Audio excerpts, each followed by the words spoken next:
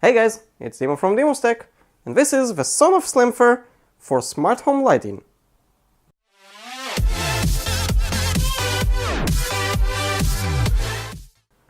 So to be honest, this is attempt number 2. I ordered previously a Sonoff lighting switch that didn't work for my house because I don't have a zero line on my electricity here. And this is instead an adapter that you connect between your light bulb and your E27 connector. So it just sits in between, and that's pretty much it. Now this one is basically working both with Wi-Fi and RF433, which means that you can also buy a small remote and work it with remote, or you can just adapt it with your Wi-Fi with Google Home or Alexa, and also it will work perfectly with a Broadlink because it will support the RF as well. Now, do we have at least any guide here or anything? Yeah, we do. Okay, so let's see. We have some short guide in here, probably nothing too, too smart. It's pretty simple, it should work with their own app. The app, well, it's not the best, but it got a lot better lately. And I downloaded it actually in the previous attempt to make the smart home lighting, which failed, but yeah, this one should work pretty much easily. You just connect it, and that's pretty much it. So, let me connect it and we'll see how the app is configured. Okay, so it was really hard for me to actually show the configuration, since as always I have MAC filtering and other security stuff on my network. Anyway, after I figured it out, what you need to do is go to this thing and you have somewhere here a small button. So first of all you need to push it once, it will activate the light. Don't be scared, yeah, it might freak you out because you are pretty close to it and suddenly, boom, it powers on the light, but that's fine. Then you need to press the very same button for about 5 seconds. This will activate the pairing mode, and then you can actually pair it with the EW link.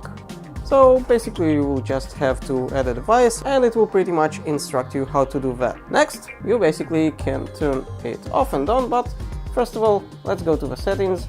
You might see here a firmware update, so you should do that immediately.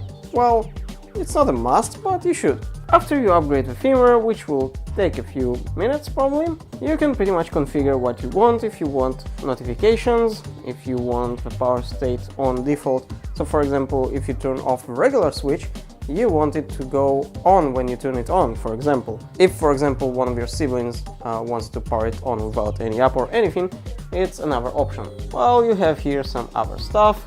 What was very important for me is actually this one, the MAC address. It was something that I really needed for the security to work here. Anyway, let's try to power it on for a moment. And you cannot see it, but let me adjust the camera towards the top of the room and then you'll see it. So actually, if you look closely now, you'll see that we have the adapter here in between the ceiling and the light bulb itself. So currently screen probably flashes because it's not exactly suited for such a light. And if we'll go to the app, I want to try to show you like that, and I'll push here, boom, it's off. And even the light on the app goes sort of off. And if I'll just press again on, it's on again, and the light on the app is also on. So that's pretty much convenient, right? But that's not all we can do. Let's go back to the table, to the app, and I'll show you something else. So for now we have configured the light, regular one, so we can power it on and power it off. That's convenient, but let's try to make Google do the same. Okay, so I don't fully remember how to do that, but let's try to remember. So if I remember correctly, if we'll press home, I think, we have all our devices and we can pretty much add from here. And we can set up a device. And I believe it will work with Google, so we'll press probably here.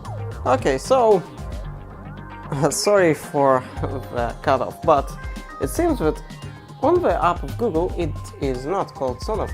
It is actually called Smart Web something. Let's try to find it right now.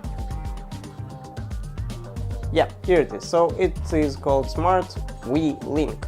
That's how it's called. So pretty much as always, you'll probably have to log in as usual. Nothing too specific. Here it is.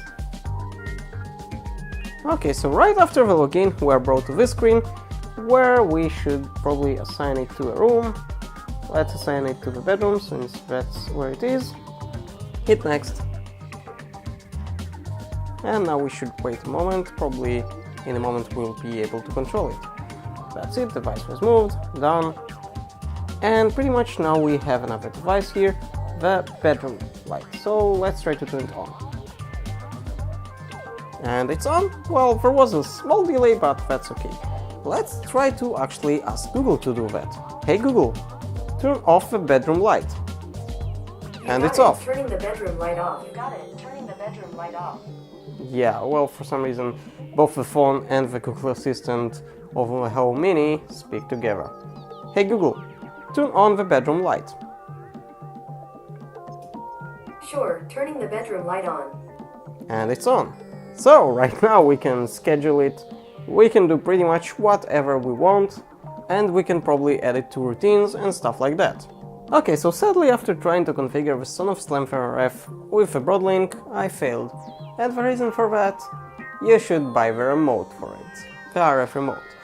Now the thing is that the Broadlink can learn from the remote, but you cannot find the very same thing online, which means that I'm going to try to actually find someone who already uses the Sonoff Slampher and also uses the Broadlink and actually using the IHC app and not the older eControl, and ask them to upload the configuration to Broadlink, and then maybe I'll be able to actually download it to mine and teach it to work with the Slampher.